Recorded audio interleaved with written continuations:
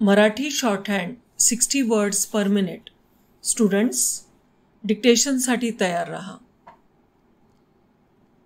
प्रिय चेतन व्यास, तुझ्या महाविद्यालयाच्या वतीने आयोजित करण्यात आलेल्या राष्ट्रीय सेवा योजनांतर्गत शिबिराला तू 10 दिवस खेड्यात जाणार आहेस हे वाचून फार बरे वाटले. पॅरा, आजकाल श्रमशिबिराकडे फॅशन म्हणून पाहण्याची पद्धत रूढ झाली आहे.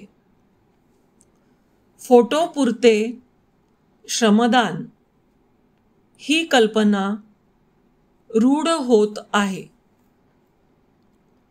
तू मात्र ह्या शिबिराकडे एक नवा अनुभव घेण्यासाठी म्हणून जात आहेस हे विसरू नको.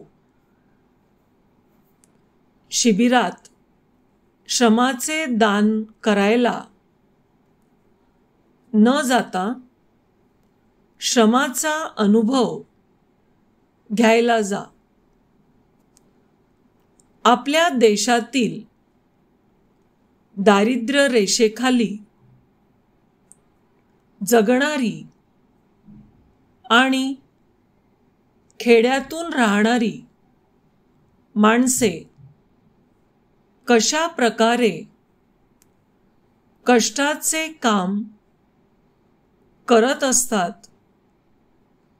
याची तुला जाणीव होईल.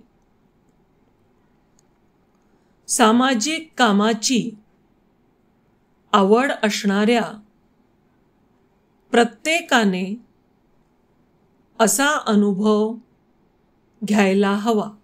पॅरा, समाजातील ह्या भीषण आर्थिक परिस्थितीच्या जाणीवेबरोबरच खेड्यातील निसर्गाच्या सानिध्याने तुझे मनही विशाल होऊन त्यात उदात्त विचार रुजतील.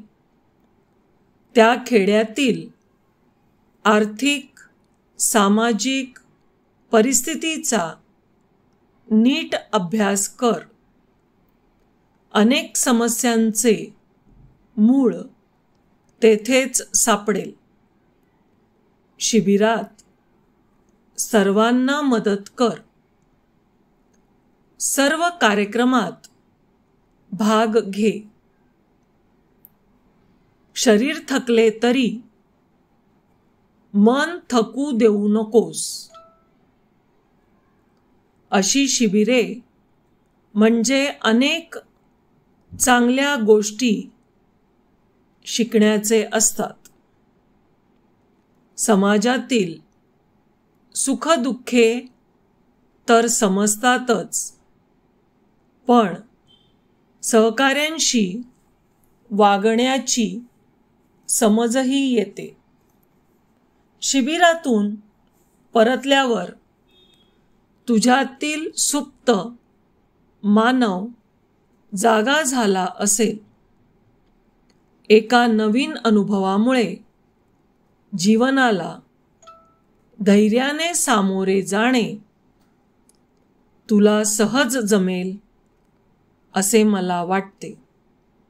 कळावे, तुझा मामा. Thank you students.